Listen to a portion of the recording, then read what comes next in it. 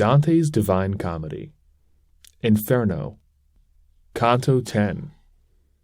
Now onward goes, along a narrow path between the torments and the city wall, my master, and I follow at his back. O power supreme, that through these impious circles turnest me, I began. As pleases thee, speak to me, and my longings satisfy. The people who are lying in these tombs, might they be seen? Already are uplifted the covers all, and no one keepeth guard. And he to me, they all will be closed up, when from Jehoshaphat they shall return, here with the bodies they have left above. The cemetery have upon this side, with Epicurus all his followers, who with the body mortal make the soul. But in the question thou dost put to me, within here shalt thou soon be satisfied, and likewise in the wish thou keepest silent.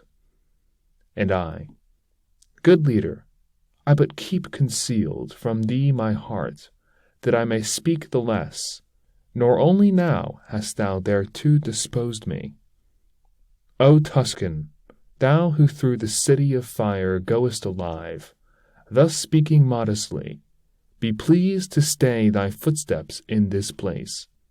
Thy mode of speaking makes thee manifest a native of that noble fatherland, to which perhaps I too molestful was. Upon a sudden issued forth this sound, from out of one of the tombs, wherefore I pressed fearing a little nearer to my leader. And unto me he said, Turn thee, what dost thou? Behold there Farinata who has risen. From the waist upwards wholly shalt thou see him. I had already fixed mine eyes on his, and he uprose erect with breast in front, e'en as if Hal he had in great despite. And with courageous hands and prompt my leader thrust me between the sepulchres towards him, exclaiming, Let thy words explicit be. As soon as I was at the front of his tomb, somewhat he eyed me, and, as if disdainful, then he asked me, Who were thine ancestors? I, who desirous of obeying was, concealed it not, but all revealed to him, whereat he raised his brows a little upward. Then said he, Fiercely adverse have they been to me, and to my fathers and my party, so that 2 several times I scattered them. If they were banished, they returned on all sides. I answered him, The first time and the second, but yours have not acquired that art aright. Then there uprose upon this sight, uncovered down to the chin, a shadow at his side. I think that he had risen on his knees. Round me he gazed, as if solicitude he had to see if someone else were with me. But after his suspicion was all spent, weeping, he said to me, If through this blind prison thou goest by loftiness of genius, where is my son, and why is he not with thee? And I to him, I come not of myself. He who is waiting yonder leads me here, whom in disdain perhaps your Guido had. His language and the mode of punishment already unto me had read his name. On that account my answer was so full. Upstarting suddenly, he cried out, How saidst thou? He had? Is he not still alive? Does not the sweet light strike upon his eyes?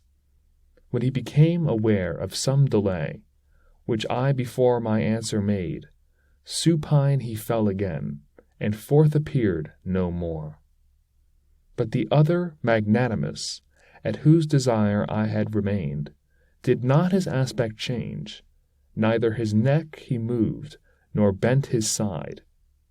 And if, continuing his first discourse, they have the art, he said, not learned aright, that more tormenteth me than doth this bed, but 50 times shall not rekindled be the countenance of the lady who reigns here, ere thou shalt know how heavy is that art, and as thou wouldst to the sweet world return, say why that people is so pitiless against my race in each one of its laws.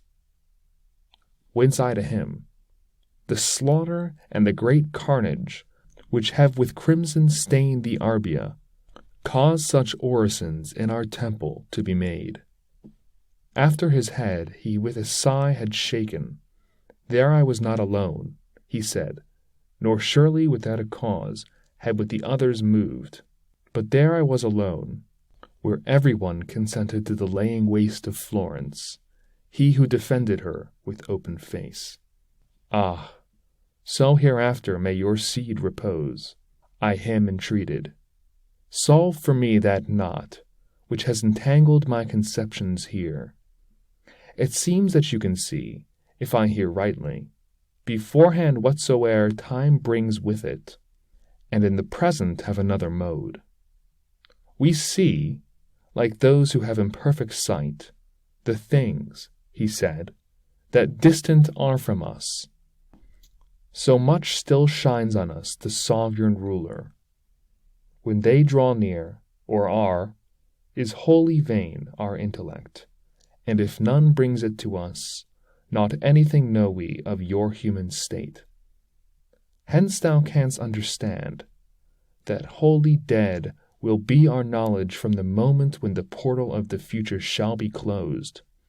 Then I, as if compunctious for my fault, said, Now then, you will tell that fallen one, that still his son is with the living joined, and if just now, in answering, I was dumb, tell him I did it because I was thinking already of the error you have solved me, and now my master was recalling me, wherefore more eagerly I prayed the Spirit that he would tell me who was with him there.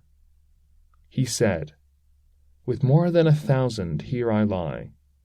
Within here is the second Frederick, and the Cardinal, and of the rest I speak not.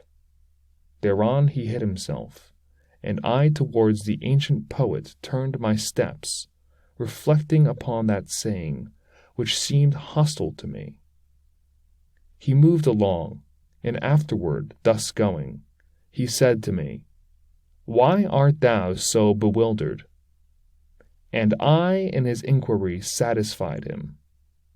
Let memory preserve what thou hast heard against thyself, that sage commanded me. And now attend here, and he raised his finger. When thou shalt be before the radiance sweet of her whose beauteous eyes all things behold, from her thou'lt know the journey of thy life. Unto the left hand then he turned his feet. We left the wall, and went towards the middle, along a path that strikes into a valley, which even up there unpleasant made its stench.